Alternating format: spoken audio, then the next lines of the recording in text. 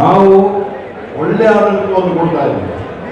ಇವತ್ತು 5 ಗ್ಯಾರಂಟಿಗಳು ಸಮೇತ ನಾವು ಜನರಿಗೆ ತಲುಪುವಂಥ ಕೆಲಸವನ್ನು ಮಾಡಿದ್ದೀವಿ. ಇವತ್ತು ವಿರೋಧ ಪಕ್ಷದವರು ಬಿಜೆಪಿ ಆಗಿರ್ಬೋದು, JDS ಅವರು ಅವರಿಗೆ ಸಂಪೂರ್ಣವಾಗಿ ಕಂಗಾಲಾಗಿದ್ದಾರೆ.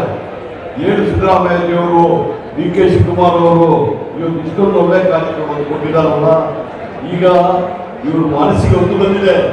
ನಾವು ಪಾದಯಾತ್ರೆ ಮಾಡಿದ್ರೆ ಮಾತ್ರ ನಾವು ಅಧಿಕಾರಕ್ಕೆ ಬರಲಿಕ್ಕಾಗ್ತದೆ ಅಲ್ವಾ, ತಪ್ಪು ಒಂದು ವಿಚಾರ ಅಂತ ತಿಳ್ಕೊಂಡಿದ್ದಾರೆ. ನಾನಿವತ್ತು ಕೇಳ್ತಾ ಇದ್ದೀನಿ, ರಾಹುಲ್ ಗಾಂಧಿ ಅವರು ಪಾದಯಾತ್ರೆ ಮಾಡಿದರು, ಯಾವ ವಿಚಾರಕ್ಕಾಗಿ ಮಾಡಿದರು? ಭಾರತ್ ಜೋಡೋ ಮಾಡಬೇಕು, ಭಾರತ ಸಂವಿಧಾನವನ್ನು ಉಳಿಸ್ಕೊಳ್ಬೇಕು, ಎಲ್ಲ ಧರ್ಮ ಜಾತಿ ಭಾಷೆಯವ್ರ ಜೊತೆ ನಿಂತುಬಿಟ್ಟು ಈ ದೇಶವನ್ನು ಕಟ್ಟಬೇಕು ಉದ್ದೇಶದಿಂದ 3600 ಕಿಲೋಮೀಟರ್ ಪಾದಯಾತ್ರೆ ಮಾಡಿದ್ರು. ಅವರು ಅಧಿಕಾರಕ್ಕೋಸ್ಕರವಾಗಿ ಮಾಡಲಿಲ್ಲ. ಅದೇ ರೀತಿಯಲ್ಲಿ ಕಾಂಗ್ರೆಸ್ ಪಕ್ಷ ಯಾವತ್ತೂ ಈ ಬೆಳ್ಳಾರಿ ರಿಪಬ್ಲಿಕ್ ಜನಾರ್ದನ ರೆಡ್ಡಿ ಅವರು ಮತ್ತೊಂದು ಮಾಡಿ ಕೊಟ್ಟಾಗ ಸಂಪೂರ್ಣವಾಗಿ ಅವರಿಗೆ ಸಹಕಾರ ಕೊಟ್ಟಂತ ಯಡಿಯೂರಪ್ಪನವರ ಒಂದು ನಾಯಕತ್ವದಲ್ಲಿ ಸಂಪೂರ್ಣವಾಗಿ ಭ್ರಷ್ಟಾಚಾರ ನಡೀತಿರುವಾಗ ಅವತ್ತು ಜನಾರ್ದನ ರೆಡ್ಡಿ ಅವರು ಮತ್ತೆ ಅವತ್ತು ಬಿಜೆಪಿ ಅವರು ನಾವು ಚಾಲೆಂಜ್ ಮಾಡಿದ್ರು. ತಾಕತ್ತಿದ್ದರೆ ಬನ್ನಿ ಬೆಳ್ಳಾರಿಗೆ ಅಂತ ಹೇಳಿದ್ರು.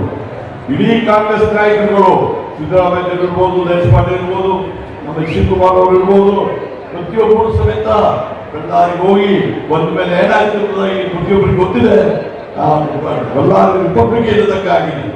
ಇವತ್ತು ಒಂದು ಪ್ರಶ್ನೆ ಕೇಳ್ತಾ ಇದ್ದೀನಿ, ನೀವು ಭ್ರಷ್ಟಾಚಾರದಲ್ಲಿ ಹುಟ್ಟಿ ಭ್ರಷ್ಟಾಚಾರದಲ್ಲಿ ಬೆಳೆದು ಭ್ರಷ್ಟಾಚಾರದಲ್ಲಿರುವ ಹುಡುಗಿದ ನೀವು ಇವತ್ತು ನಮಗೆ ಪ್ರಶ್ನೆ ಕೇಳ್ತಾ ಇದ್ದೀರ. ನಮ್ಮ ಮಾತನ್ನು ಇವತ್ತು ಸಂದರ್ಭದಲ್ಲಿ ಹೇಳ್ತಾ ಇದ್ದೀನಿ, ಜನ ನಿಮಗೆ ಈಗಾಗಲೇ ಉತ್ತರವನ್ನು ಕೊಟ್ಟಿದ್ದಾರೆ.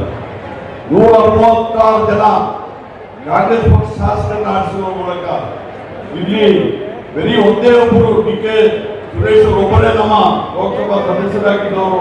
ಆದರೆ ಇವತ್ತು ಏನಾಗಿದೆ, ನಮಗೆ 9 ಜನ ತಾವು ನರೇಂದ್ರ ಮೋದಿ ಅವರು ಭಾರಿ ಒಳ್ಳೆ ಕೆಲಸ ಮಾಡ್ತಾರೆ, ಇಂದಿರಾ ಚಂದ್ರನ್ ಮಗಳಿನ ಸಮೇತ ಒಂದೇ ಒಂದು 90 ಆಗಿದೆ.